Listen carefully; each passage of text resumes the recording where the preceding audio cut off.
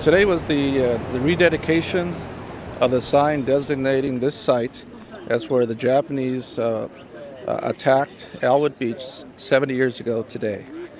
And the sign had disappeared, but through the generosity of Bacara and Veneco and with the leadership of the Goleta Valley Historical Society, they returned the sign so that those that come to visit Haskell's Beach will either be educated or reminded of what happened 70 years ago when we were attacked by a Japanese submarine. 70 years ago, at approximately 7 o'clock in the evening, a Japanese submarine came up along the Alwood coast and surfaced and began to attack the coast with bombs. They didn't use any torpedoes, but they did use bombs. And approximately 12 to 20, there's different numbers that are estimated, hit the coast. But since there were concussion bombs, not a lot of damage was done. The reason why this was so attractive to the Japanese is because 70 years ago, the whole Alwood coast had probably 100 oil wells and oil in production. And it was because of that opportunity, they thought that they can cause some damage to the United States by attacking. They missed their mark, thank God, and nobody was injured or killed.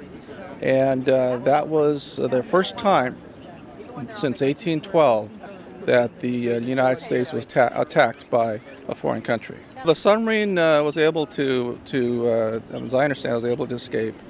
But what happened was that reinvigorated our citizen patrols that worked the coast and protected our coast, because at that time we had very little military presence in our area.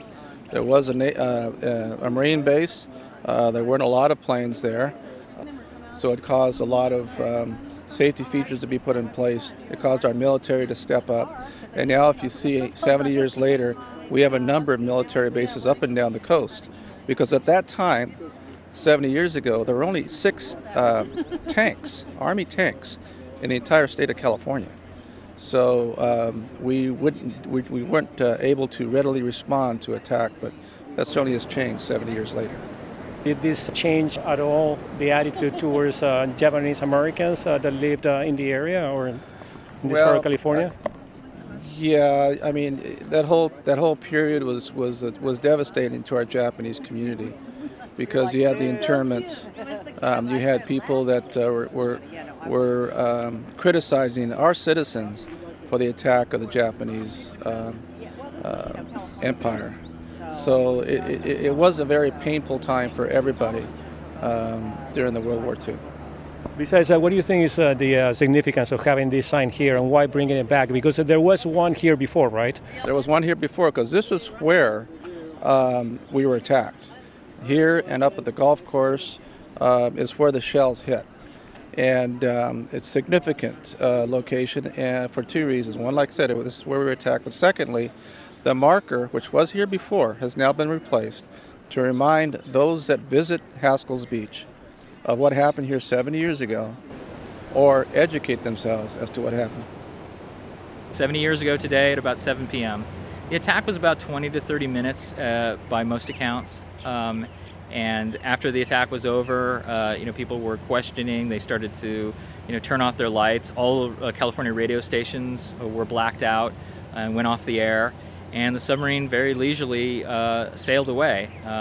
It wasn't until about 3 hours later that U.S. Army Air Force bombers show up and looking for the submarine. But of course, it was long gone by that point in time. When people hear about this, at least me, it sounds like a pretty odd spot for a Japanese submarine to attack. Why here? Why not Santa Barbara?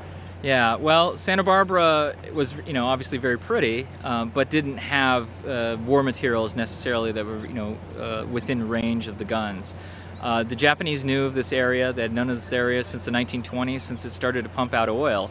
And, of course, oil was the lubrication of the war. So they also knew that there'd probably be the smallest amount of defenders here, as opposed to a place like San Francisco or San Diego or Los Angeles. So if you were going to mount an attack and you wanted to escape with your life and you wanted to do some kind of damage, this would probably be the perfect spot actually to do it.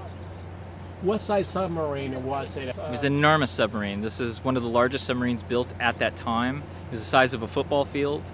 It actually had a hangar in it to launch an airplane. And it was capable of 90-day missions. You could sail 14,000 nautical miles in this submarine. So it was a submarine that technically could go all the way from Japan to the California coast, do a mission, and turn around and come back. So strategically, this was a pre-failed mission by any military standard. What kind of damage did it depends. It depends on what the Japanese are trying to accomplish, and it's a little hard to figure exactly what that was. If the Japanese are trying to destroy the Elwood oil fields, well, then it was a failure. But I've actually read in some places where they talk that it was a proof of concept mission, where they wanted to see if 11 weeks after Pearl Harbor they could get in under American defenses, make an attack, a very bold attack on the American coast, and then get away, with the idea of designing submarines later on in the war that would be much larger and much more capable of doing a lot more damage. Some say that this was a proof of concept for an eventual mission to attack the Panama Canal or Los Angeles or even Washington, D.C. in some of the designs that they had for the largest submarines ever built during World War II. What kind of shells were these? As far as I can tell, and through some of the research that I've done, that these were incendiary shells, or I'm sorry, these were armor-piercing shells. And these were held on a lot of submarines, Japanese submarines at the time. The problem with using armor-piercing shells in a raid like this was that they weren't really going to cause fires. Armor-piercing shells are made to go through very thick armor, and there had been all kinds of examples of these armor-piercing shells passing right through ships without causing any fires or any real damage to the ship other than a large hole. And so when these things started to fall down on the petroleum infrastructure in the area, they did dent wooden piers, and then they did rip holes through a tin shed and did some damage to the oil pumping equipment. But if they actually were fire-causing shells, they might have actually set the whole thing on fire. So is there any speculation why they use this kind of shells? And it seems... The primary mission of the Japanese submarines was to go after warships.